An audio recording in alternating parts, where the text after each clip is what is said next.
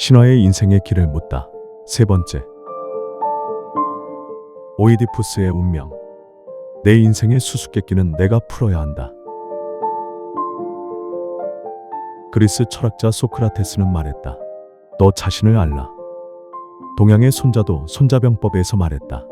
너를 알고 적을 알면 백전백승이다. 철학에서 나 자신을 안다는 일은 인생을 알기 위한 첫걸음이다. 그런데 신화에서도 그 질문을 우리에게 던진다. 스핑크스라는 괴물이 내는 수수께끼가 바로 그 질문이었다. 스핑크스가 내는 수수께끼를 푼 이는 오이디푸스다.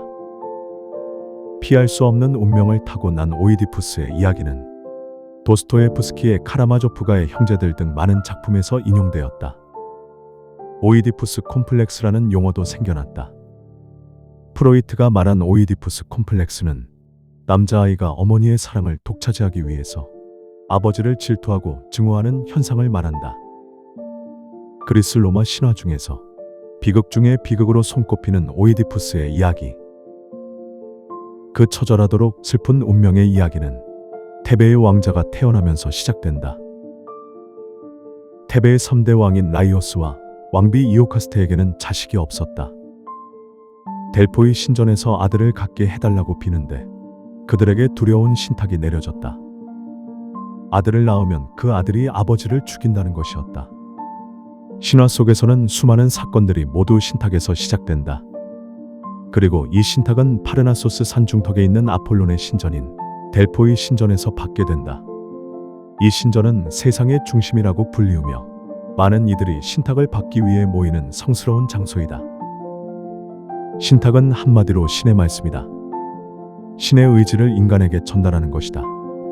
사람들은 중요한 일이 있을 때마다 신전에 가서 신에게 조언을 구했다. 그러면 신전의 무녀, 예언자들이 신의 뜻을 받아 전해주곤 했다. 오이디푸스의 비극적인 운명도 그 신탁에 의해 결정되었다. 아들을 낳으면 그 아들이 아버지를 죽인다. 는 신탁을 들은 라이오스 왕은 두려웠다. 왕은 아들이 태어나자 몇 날 며칠을 고뇌에 쌓여 지내다가 부하에게 아이를 데려가 죽이라고 명령을 내렸다. 부하는 차마 아이를 죽일 수 없었다. 그래서 코린토스의 양치기에게 아이를 건네주며 말했다. 꼭 죽여야 되는 악이지만 당신 뜻대로 하세요. 그리고 왕에게는 아이를 죽였다고 말했다. 양치기는 그 아이의 발목을 가죽끈으로 묶고 튼튼한 산속의 나무에 매달아 놓았다. 마침 지나가던 농부가 발견했다. 갓난아이가 나무에 매달려 있는 것을 본 농부는 그 아이가 첫눈에 보통 아이가 아니라는 것을 느꼈다. 농부는 크린토스의 폴리보스 왕에게 아기를 데리고 갔다. 선량한 폴리보스 왕과 인자한 왕비는 강보에 쌓인 아기를 보았다. 아기는 방긋방긋 웃고 있었다. 사랑스러운 아기에게 흠뻑 빠진 코린토스의 왕과 왕비는 자식이 없었다. 그래서 그 아기를 그들의 아들로 삼고 싶었다. 왕비는 임산부처럼 꾸며 강가로 내려가서 백성들이 보게 했다. 백성들은 모두 왕비가 그 아기를 낳았다고 믿었다. 왕과 왕비가 처음 아기를 봤을 때 그 아기는 나무에 매달려 있느라 발이 퉁퉁 부어 있었다. 그래서 그 아이 이름을 퉁퉁 부은 발이라는 뜻의 오이디푸스라고 지었다. 폴리보스의 왕과 왕비는 오이디푸스를 사랑으로 키웠다. 오이디푸스는 왕과 왕비를 친부모로 알고 어엿한 청년으로 자라났다. 그러던 어느 날 델포이 신전에 간 오이디푸스는 신의 응답을 듣게 된다. 그 내용은 너무나 끔찍했다. 너는 아버지를 죽이고 어머니와 결혼할 것이다. 도저히 풀 수 없는 저주가 내려졌다. 충격을 받은 오이디푸스는 집으로 돌아갈 수 없었다. 양부모를 친부모로 알고 있었기 때문이었다. 비극적인 운명을 피하기 위해서는 영원히 코린토스를 떠나야 했다. 그는 코린토스와 정반대 쪽인 테베로 머나먼 방랑의 길을 떠났다. 테베로 가던 중에 좁은 길에서 마차와 맞닥뜨렸다. 오이디푸스는 감성적이었지만 옳고 그름에 대해서는 냉철한 면이 있었다. 특히 무례한 사람에게는 단호했다. 좁은 길에서 마주친 마차 안에는 가죽옷을 입은 사내들이 타고 있었고 뒷자리에는 호화찬란한 옷을 입은 남자가 타고 있었다. 그 남자가 오이디푸스를 보자마자 대뜸 소리쳤다. 썩 꺼져. 길을 비키란 말이다. 공손하게 부탁했다면 들어줬을 것이다. 그러나 무례한 말은 용납할 수 없었다. 나는 신과 부모님 말씀에만 순종한다. 오이디푸스가 말하자마자 마차 뒤에 있던 남자가 채찍을 휘둘렀다. 오이디푸스는 그 채찍을 움켜잡고 그 남자를 마차에서 끌어내렸다. 그러자 가죽옷을 입은 사내들이 오이디푸스에게 달려들었다. 오이디푸스는 그들에게 대항하여 방어하다가 그만 그들을 죽이고 말았다. 그런데 마차 위에 타고 있던 그 남자는 바로 오이디푸스의 친아버지인 라이오스 왕이었다. 그가 아버지라는 사실을 전혀 몰랐던 오이디푸스는 테베를 향해 계속 걸어갔다. 그때 테베 사람들은 그 나라 왕이 살해당했다며 슬퍼하고 있었다. 그 나라의 왕은 스핑크스라는 괴물을 없애기 위한 신탁을 듣기 위해 델포이의 신전으로 가던 길이었고 그 길에서 괴한에게 죽임을 당했다는 것이었다. 스핑크스라는 괴물은 테베의 길목에 있는 신전의 기둥에 올라앉아서 지나가는 사람들에게 수수께끼를 내곤 했다. 이 괴물은 사람들이 수수께끼를 풀지 못하면 그 자리에서 죽여버렸다. 그때까지 아무도 문제를 푼 사람이 없었다. 사람들은 스핑크스라는 괴물이 무서워서 테베로 들어갈 수도 테베 밖으로 나갈 수도 없었다. 나라가 온통 가난에 찌들어갔다. 그런 와중에 왕까지 죽자 테베 사람들은 절망에 빠져들었다. 남겨진 왕비 이오카스테는 왕의 죽음을 슬퍼할 겨를도 없이 문제를 해결해야 했다. 아무도 스핑크스라는 괴물과 용감하게 대적하려 하지 않았기 때문에 왕비는 조건을 내걸어야 했다. 스핑크스를 없애주는 사람에게 왕의 자리를 물려주겠다. 그리고 그와 결혼하겠다.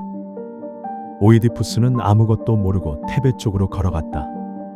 길을 가다 만난 사람들은 오이디푸스를 만류했다. 테베로는 가지 마시오. 스핑크스라는 괴물에게 잡아먹히고 말 것이오. 그러나 오이디푸스는 두려움이 없었다. 마침내 테베로 통하는 길목에 들어서다가 스핑크스를 만났다. 스핑크스가 그에게 수수께끼를 냈다. 아침에는 4발로 걷고 낮엔 2발로 걷고 저녁에는 3발로 걷는데 다리가 넷일 때 가장 약하고 둘일 때 가장 강한 것이 무엇이냐? 괴물 스핑크스가 사람들을 향해 내는 수수께끼. 오이디푸스는 대답했다. 그것은 인간이다. 오이디푸스의 대답이 이어졌다. 인간은 아기였을 때 기어 다니니까 4발이 되지. 그리고 자라나서는 2발로 걸어 다닌다. 또 노인이 돼서는 지팡이를 짚기 때문에 3발로 걸어 다니지. 젖먹이 어린 아기일 때 인간은 가장 약하다. 그리고 2발로 걸어 다니는 성인일 때 가장 강하지. 스핑크스는 오이디푸스가 그 문제를 풀자 높은 벽에서 떨어져 죽었다. 다른 영웅들과 오이디푸스가 다른 점이 바로 이것이다. 다른 영웅들처럼 칼로 영웅이 된 것이 아니었다. 괴물들을 칼로 퇴치한 영웅들은 거의 칼로 다시 멸망했다. 그런데 오이디푸스는 괴물을 말로 퇴치했다. 그리고 오이디푸스는 훗날 누군가 전한 말에 의해 멸망하게 된다. 오이디푸스는 나라를 구한 영웅이 되어 테베에 입성했다. 그리고 이오카스테 왕비의 약속대로 테베의 왕이 되었다. 그는 이오카스테와 결혼했다. 이오카스테가 친어머니라는 사실을 까마득히 몰랐다. 이오카스테 역시 그가 아들임을 알 리 없었다. 그들은 4명의 자녀를 두었다. 오이디푸스는 행복했다. 아버지를 죽이고 어머니와 결혼할 것이라는 신탁이 계속 맴돌았지만 자기 나라로 돌아가지만 않는다면 그 운명을 피할 수 있을 거라고 생각했다. 그렇게 테베에 머물며 살고 있었지만 그 비극은 이미 철저히 실현되고 있었다. 까마득하게 모르고 있었을 뿐. 오이디푸스는 어질고 지혜로운 왕이 되어 나라를 다스렸다. 태평성대가 한동안 계속되었다. 그런데 테베의 나쁜 병이 돌면서 수많은 사람들이 죽어갔다. 오이디푸스는 신의 저주를 풀기 위해 델포이 신전을 찾았다. 너희들의 왕인 라이오스 왕을 죽인 살인자를 찾아라. 그를 내쫓으면 나쁜 병이 사라지리라. 신탁에 따라 오이디푸스는 왕을 죽인 자를 찾으라고 명령을 내렸다. 그리고 이렇게 외쳤다. 그 살인자는 영원한 저주를 받으리라. 그는 스스로에게 저주를 내린 셈이었다. 라이오스 왕을 죽인 살인자, 그 진실은 충격적이었다. 왕을 죽인 사람은 바로 오이디푸스 자신이었다. 그는 아버지를 죽였고 그가 결혼한 아내는 친어머니였다. 이 무서운 사실을 알게 된 오이디푸스는 비틀거렸다. 두려운, 너무나도 두려운 운명이었다. 운명의 비극을 알게 된 왕비 이오카스테는 스스로 목숨을 끊었다. 그러나 오이디푸스는 죽음조차 사치라며 절규했다. 죽음으로 대신하기에는 내 죄가 너무 무겁다. 오이디푸스는 이오카스테의 오핀으로 눈을 찔렀다. 그의 눈이 멀었다. 오이디푸스에게 장님이 되어 암흑 속에 갇힌다는 것은 어떤 의미일까? 더 이상 참혹한 현실을 보고 싶지 않다는 현실 도피가 아니었다. 그에게 주어진 인간의 본질을 오히려 똑바로 보기 위한 것이었다. 눈을 감아야 정말로 보이는 것들이 있기 때문에 인간의 본질, 그 물음에 충실하게 임하고 싶었다. 오이디푸스는 테베를 떠나 세상을 떠돌아다녔다. 눈먼 아버지 곁에는 오이디푸스가 가장 사랑하는 딸 안티고네가 동행해 주었다. 오이디푸스의 슬픈 운명은 피할 수 없었을까? 아버지가 그를 버리지 않았다면 그는 슬픈 운명을 피할 수 있었을까? 그가 코린토스를 떠나지 않았다면 그는 비극의 운명을 비켜갈 수 있었을까? 테베로 가는 길에서 시비를 걸어온 그 사람을 죽이지 않았다면 아픈 운명을 막을 수 있었을까? 스핑크스의 수수께끼를 풀지 못했다면 그는 과연 처절한 운명을 벗어날 수 있었을까? 여기에 스핑크스가 던진 수수께끼의 본질이 있다. 인간이란 무엇인가? 오이디푸스는 방랑 끝에 그 물음에 대한 진정한 답을 얻었을까? 어쩌면 오이디푸스의 인생 자체가 그 물음에 대한 답은 아닐까?